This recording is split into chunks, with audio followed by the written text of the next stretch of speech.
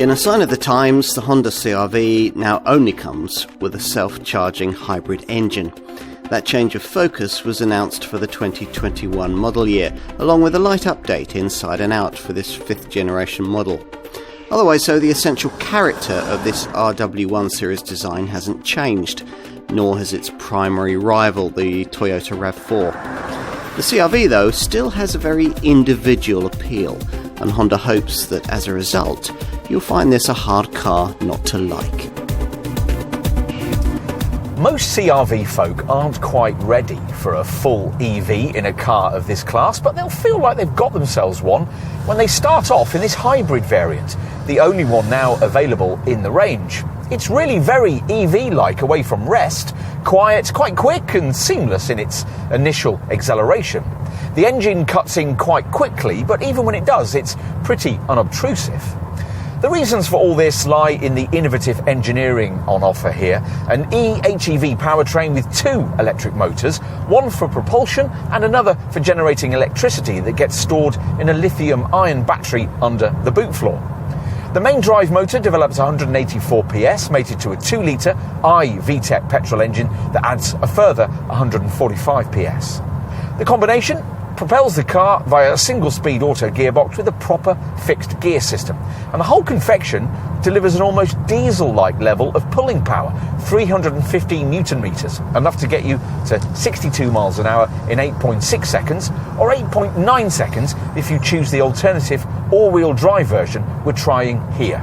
Either way, the top speed is, to suit the current zeitgeist, limited to just 112 miles an hour.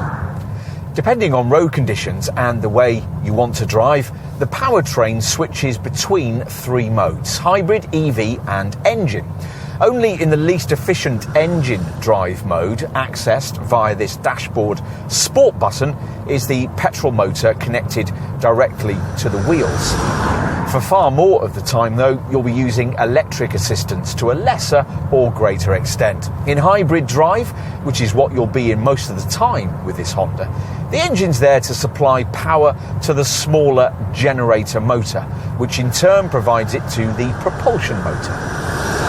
Finally, there's also a dedicated EV setting in which this Honda will be fully electric, though only when the battery's fully charged, and even then only for just over a mile. Aside from drive modes, you can also use paddles provided behind the steering wheel to maximise engine braking energy regeneration, so charging up the battery faster and increasing the amount of time the system can switch away from petrol power, which will maximise frugality, rated at up to 42.8 mpg on the combined cycle, with a best CO2 reading of 120 grams per kilometre.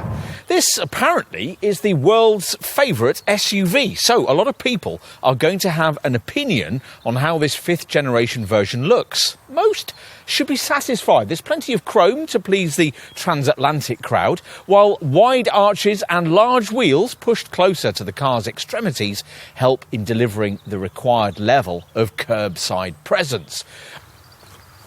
It's pretty hard to spot the changes made to the 2021 model year version of this 5th generation design because there aren't many. The best bet, if you're looking to identify this as a facelifted version of this Mark V model, is to look at the Honda badge on the grille, which for this updated model gains a blue ring around the H to designate the switch to a hybrid-only engine range.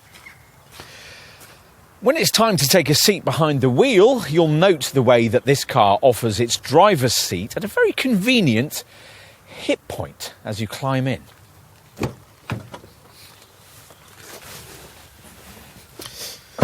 And inside, well, what appeared quite contemporary back in 2018 seems a little dated now, but there's still plenty to like here. The switch to a single hybrid engine for the entire lineup means that the old conventional manual and automatic gear levers are no more. Instead, you get this selection of big gear shift buttons, P, R, N and D, which, like the old gear stick, fall nicely to hand on this jutting out lower console.